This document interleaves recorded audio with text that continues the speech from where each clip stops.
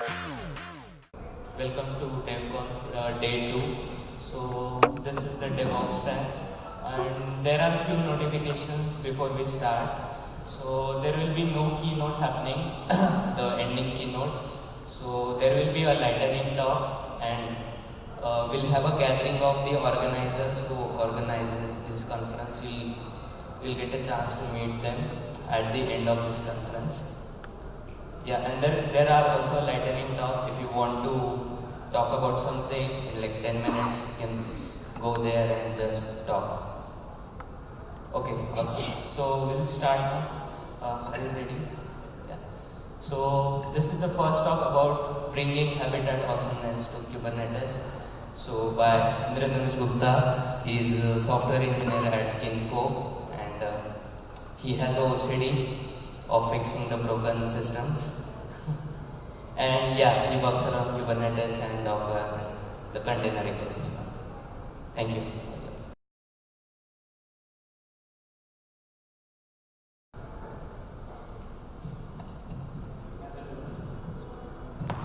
Thanks, Suraj. We had quite a lot of technical scares, last-minute technical scares. Sorry for the delay. Suraj helped out a lot. Thank you. Peter was helping out as well. So thanks for that. And we're up and running. So first of all, thank you for coming. And in this talk, I'll be talking about Habitat, and which is a build tool that helps you package your applications. And I'll be talking about the work that we did to bring Habitat packages into Kubernetes. Starting off, my name is Indradhanush, and I'm a software engineer at Kinfo, like Suraj mentioned. And at Kinfo, we are a Berlin-based engineering services company for hire, and our expertise is in Kubernetes, container runtime, Linux, and all the way down to the kernel. At Kinfo, we've worked with the Chef team to bring the integration of, to make it happen, to make the integration of Habitat into Kubernetes. And in this talk, before I start, let me ask a quick question, is how many of you are familiar with Habitat? Okay, just one. So I will introduce you to Habitat and then to Kubernetes. So how many of you are familiar with Kubernetes? Almost everyone. So that makes you pretty perfect for this talk, which is the point, like I'm introducing Habitat into Kubernetes, and you'll get to know what we did. And I'll be talking about Kubernetes operator, what they are and why they exist, and what is the problem to solve. And finally, I'll be talking about the Habitat operator, which is the talk above, which helps us make the integration come alive.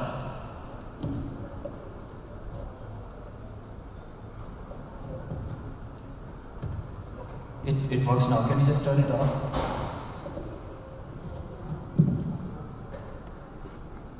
Thanks. So, what is Habitat?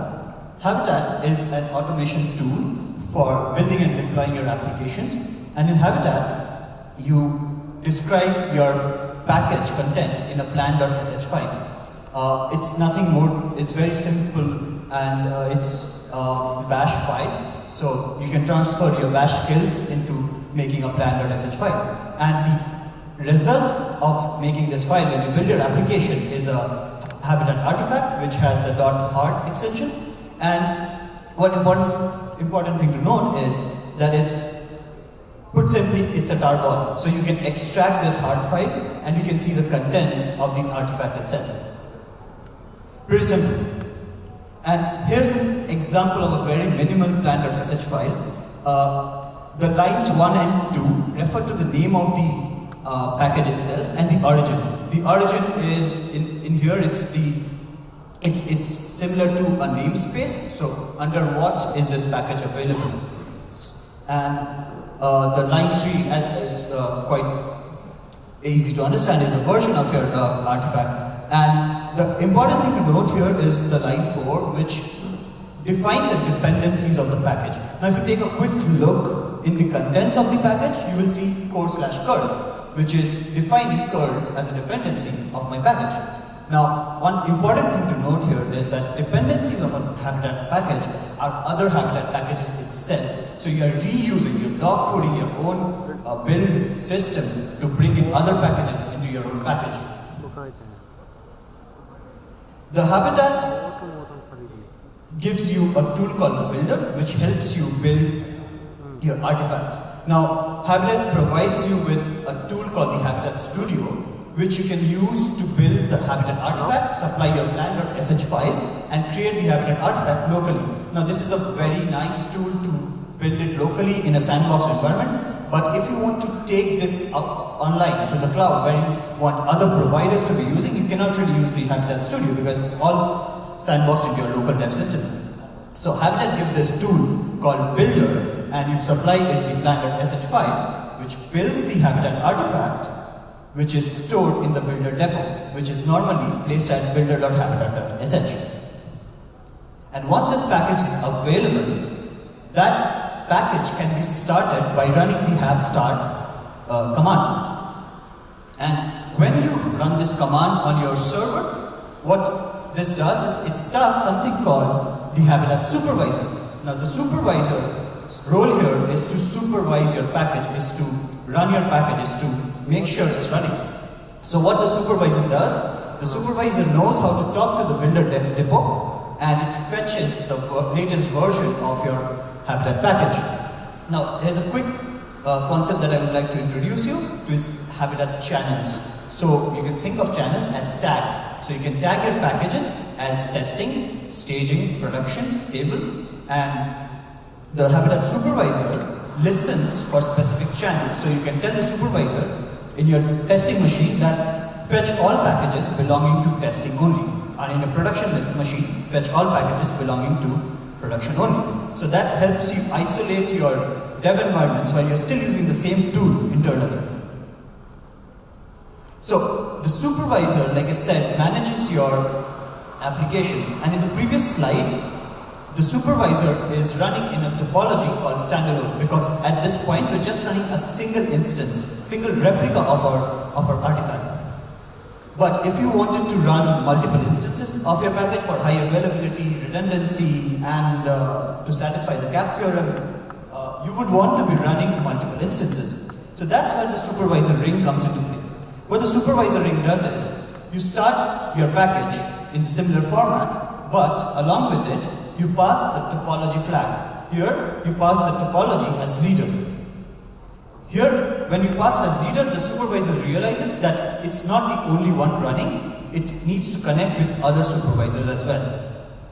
And when you start the first one, you proceed to start a second instance. However, this time, in addition to the topology flag, you add the IP address of the earlier supervisor as well. So now both of them are talking to each other, they're sharing information about what are they doing, and they try to come to a consensus by using a gossip protocol and elect a leader. However, if you're familiar with distributed systems, you would know that this thing is not ideal. At this point, none of them can be a leader. So you need at least 3 to have a successful leader election. So you bring another one, and now this third replica also starts talking to the second one, and finally you get a supervisor ring when all the 3 replicas have gossiped information about each other, shared information. So the third one realizes that, oh, here's another supervisor and I am part of the ring. So they now form the supervisor ring. Let's talk about configuration updates, because you can code your artifact in any way you want, you can declare dependencies, but there are a lot of times you want to be configuring things dynamically. So by default, Habitat allows you to supply your default configurations in a file called default.toml, and in this case, we are configuring the port to 6379. However, you may want to have a different requirement and you might want to run it in a different port. So at this point, Habitat lets you customize these settings by defining a user.toml file. And this user.toml file is mounted at the directory on the slide, which is have user service name config user.toml. And an important thing to note here is, I was talking about dynamic updates. So once you've defined your user.toml, the supervisor keeps a watch on this file. So each time you update the file, the supervisor detects changes to the user.toml file and restarts the application with the new configuration updates. So that also lets you dynamically reconfigure your applications. You can find out more about Habitat on the project URL, which is habitat.sh or the GitHub repository. So at this point I'd like to take a quick pause because this is a very new concept, because only one member of the audience said they were familiar with Habitat. So in case there are any questions, I'm happy to take them right away.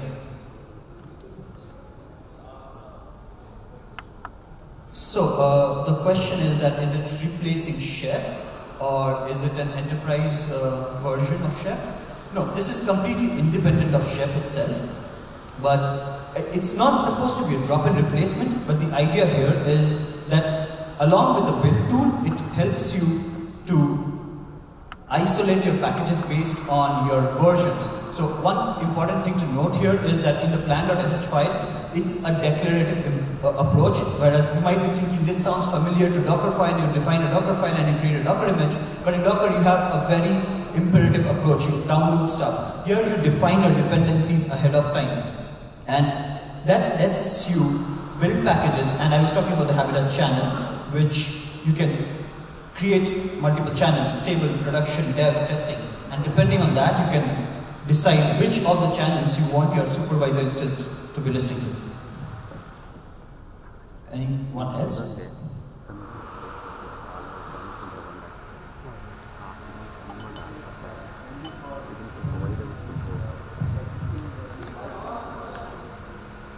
Okay, so the question is that, is Habitat only for Kubernetes or Kubernetes? Did I get that right? Right. So, no, Habitat can be used independently as well. You can deploy Habitat artifacts on your servers. You can run the supervisor on your server, and the supervisor will run your applications directly on your server. However, you don't get the scheduling. You don't get the scheduling in your clusters. So that's where this Kubernetes integration comes in, which I'll be talking about right now.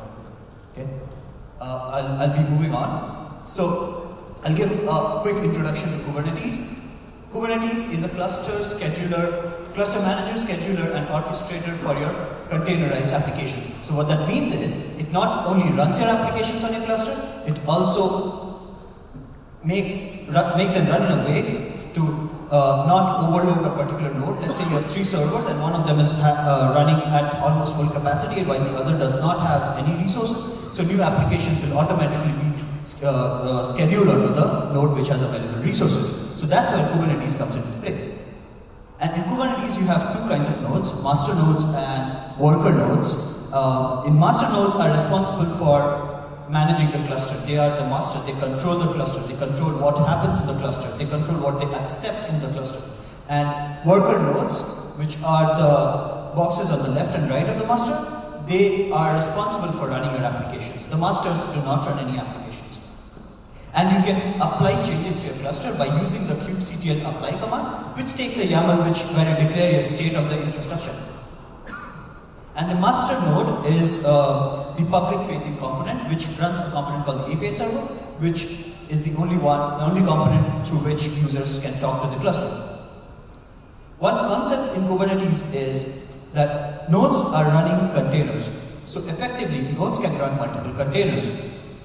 You can have an Nginx container, you can have a Redis container, or you can have a web server container, right? And however, a lot of times you may want to you may have containers that are related to each other. So for example, in a very simple example, you can have a web server and a database. Now, logically, they belong under the same component. So the Kubernetes concept for bringing containers in under the same umbrella is pods. Pods is a Kubernetes concept. Internally, they are still running containers, but on a high level, Kubernetes is managing the pod. So if there's something happening, Kubernetes only interacts with the pod at a higher level. And I was talking about the manifest that you use the kubectl apply command. So here's a simple pod manifest. And if you notice on lines 1 and 2, that's where we are telling Kubernetes the kind of resource we are creating, which is a resource of kind pod. And if you come down to line number 6, you can see that we've mentioned the variable containers. This is when we're telling Kubernetes that here's a pod, but here's the containers that you need to be running as part of the pod itself. And in this example, we're running a busybox image. And if you come to lines 9 to 12, that's the command we're running, which is very simple in this case. It's simply just running a sleep 100 command. And Kubernetes brings in another abstraction on top of pods itself, is deployments. Because if you're deploying a single pod at a time, and you may want multiple replicas, but you don't want to be doing the same thing over and over again, right? You don't want to deploy a pod, deploy another pod, deploy another pod. That doesn't scale, right? So that's when deployments come into place, which bring in collection of pods into one umbrella, and they help you control replicas. So you define, here's a pod, but here's the deployment object. This is the pod you want to create, but add 3 replicas. And deployments also help you in auto-scaling if your application is under higher load. Similar to deployments is another concept that we'll be covering is stateful sets. In addition to deployments, what stateful sets help you add is persistent storage. So in persistent storage, for example, a Redis app, if your pod gets deleted, all your data will be lost as part of, along with the pod. But you don't want that. If a pod gets deleted, you want your data to still stay intact. So at this point, what you can do is you can use a stateful set which brings in persistent storage, and that helps you to run stateful applications. And on top of that, stateful sets help you get unique network identifiers. So what that means is that even if your pod gets deleted from a particular node and gets scheduled into a different node, your other applications can still refer to the pod as if it never changed nodes. So that helps in making your application really free from any lock-in to things like changing nodes. And on top of that, stateful sets help you do order deployment and deletion. You might have, for example, in the supervisor ring, we want maybe one of them to start first and the others to follow after each other. So you can do order deployment and deletion. And one last concept in Kubernetes is namespaces. As the name goes, it helps you segregate. For example, in the audience, I can see a divide in the middle, right? So there's one namespace and there's one namespace, but you're still part of the audience. So what that tells you is that you can run stuff on one namespace and you can run stuff on this other namespace, but both of them are segregated, both of them are isolated from each other. That was not the last concept.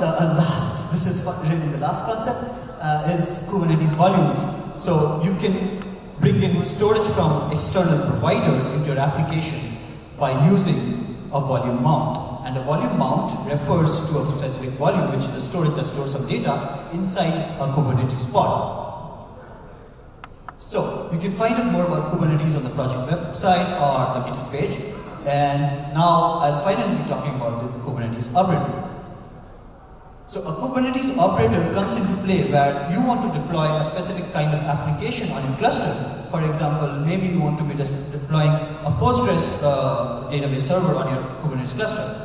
Now, doing that is a lot of work to keep it up and running. Not only to keep it up and running, but to get it deployed in the first place.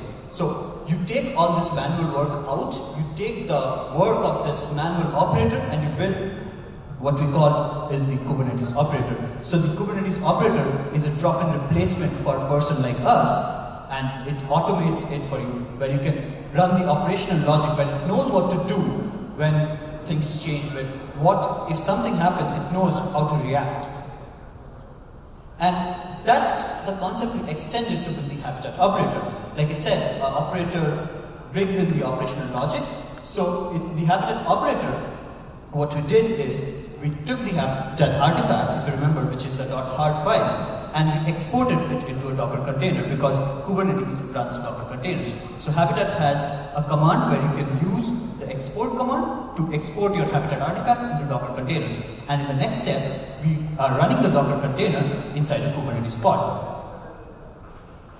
To do this, Kubernetes has a concept for custom resource definitions. You can think of them as your custom data types when we are doing regular programming, but in Kubernetes land, they're called custom resource definitions. So we define a custom resource definition called Habitat itself, and the important thing here is that the habitat CRD here is the source of truth. So what that means is you can make some changes to your pod, but if you don't make changes to the habitat CRD itself, the Kubernetes controllers will revert the change. So if you need to make any change in state, you want to be modifying the habitat CRD itself. Here's an example of the habitat, the CRD definition. And if you remember from the pod example, look at lines 1 and 2, the API version is different, which is referring to habitat, and the kind here is habitat. So we're telling Kubernetes, create a resource for me, please, of the kind habitat. And come down to lines 8 and 12. From lines between 8 to 12, you have the image. So we're telling habitat, here's the Docker image that you need to run. So at this point, we've already exported the habitat artifact into a Docker image. And you tell habitat that here's the number of count that we want to run, which is 1 in this case. And the service and topology. Under the service flag, the keys under the service flag, not the flag, the service key, that is the name and topology key, are habitat concepts. The topology, if you remember, is standalone or leader, and the name is Redis for the service.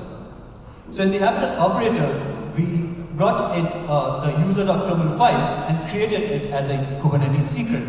Now, if you take a quick look under the data key, we are using the key user.toml under the data and creating a base64 encoded string of the user.toml file itself. Now, this is not encryption, this is just for string encoding. So, we create a base64 encoded string and create a Kubernetes secret for the user.toml file. This is useful for dynamic configuration. And we refer to this secret in the habitat CRD definition. Over here, we tell the habitat CRD, look for a secret called user-toml, and we're doing that in the key config secret name. So now habitat CRD knows what is the secret it needs to look for configurations. And finally, we mount that secret object in a Kubernetes volume, which I was talking about earlier during the Kubernetes section, and we mount it at the path where habitat expects it to be. So we use the volume mount accordingly. So now habitat knows, the supervisor knows that there's a user.toml file in the have user package name config directory, and I can use it. So in the habitat operator, at first we had the v1 beta 1 version of the CRD, where we used Kubernetes deployment objects. In deployment objects, all was well and good until we needed to support things like Redis. That's when we moved to stateful sets. Stateful sets, like I said earlier, brings in persistence. So now we were able to run applications that required statefulness and applications that needed persistence. For example, Redis. Let's come back to the slide, and if you take a quick note that not all the pods, not all the supervisors have the same flags. The first one has the topology leader, while the number 2 and 3 have an additional flag. Now in Kubernetes, if you're running multiple replicas of a pod, this one of the strictest requirement is that all of the pods will have the same flags. So you cannot have pod 1 will have configuration set A, pod B will have configuration set B. So that's one of the problems which we solved by implementing a peer watch file flag. Now this is a flag we implemented in the supervisor codebase itself. So we push the changes upstream, and what the peer watch file flag does is it's a path to a config file, and what the config file contains, it contains a list of IP addresses. So in this case, it contains a list of all the IP addresses of the expected neighbors. So the peer watch file contains the list of IP addresses, and this file is managed by the habitat operator. So each time a new node is deleted, a pod is deleted, the file is updated, and the operator knows that this file has been updated and it needs to take a look again on it. And it's, like I said, it's mounted on the pods itself, so the supervisors can access it. So now our pods look like this, where each of the pods is started with a peer watch file flag, and they point to the same file. So they're all reading the file, whereas the habitat operator is modifying the file. And now, that's pretty much it about what we did, and that's what the habitat operator does. And I'll take you through a quick demo, and I hope that the demo gods will be with us, but they're rarely on my side, so I kind of cheated a bit and went and recorded a video instead. Yeah, sorry demo gods. So in here I have a Kubernetes cluster up and running, and I have two splits. In the lower split, is going to show all the pods that are going to be running. So that's going to be updated as and when I make changes to the cluster. Right now I have the Habitat operator up and running. So in the next step, what I do is, oh, that's good.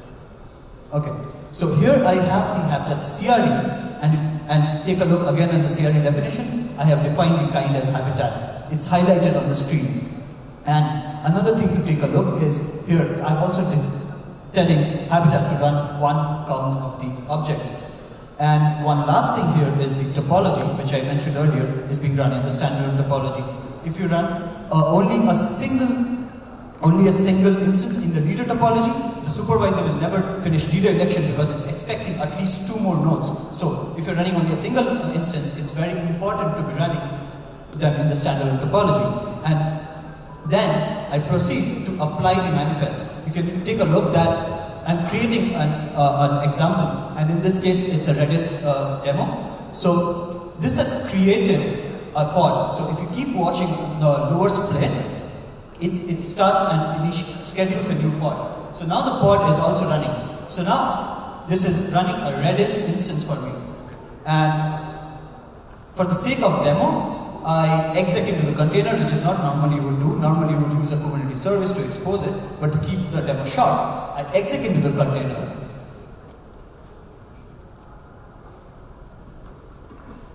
And open a bash shell, and I run the Redis client. So now I have connected to the Redis server, and I set a value, and I get the answer to life and everything. And now, like I said, we have persistence in place. So I delete this pod. Keep a look on the lower split. It's going to be kind of fast. Terminating. Gone. Almost. Come on.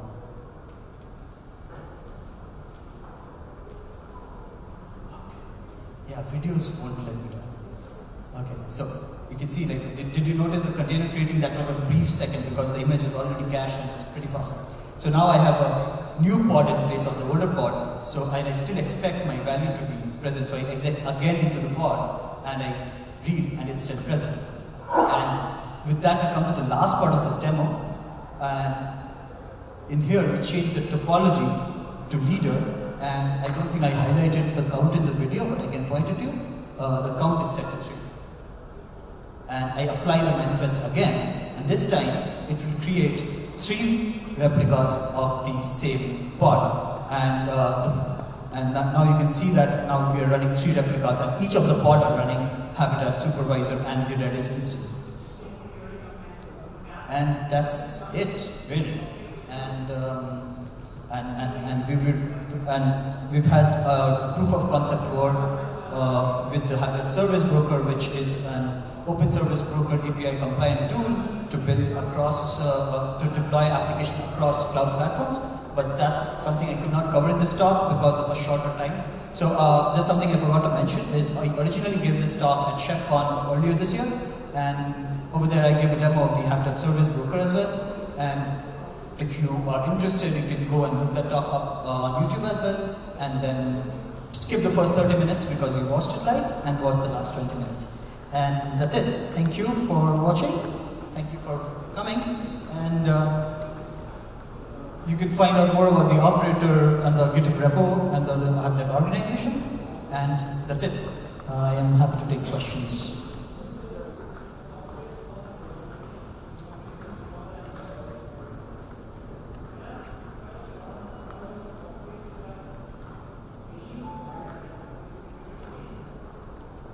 Okay, 3, 2, 1. Thank you. You can ask more questions on the Habitat Slack if in case you have. Thanks for coming.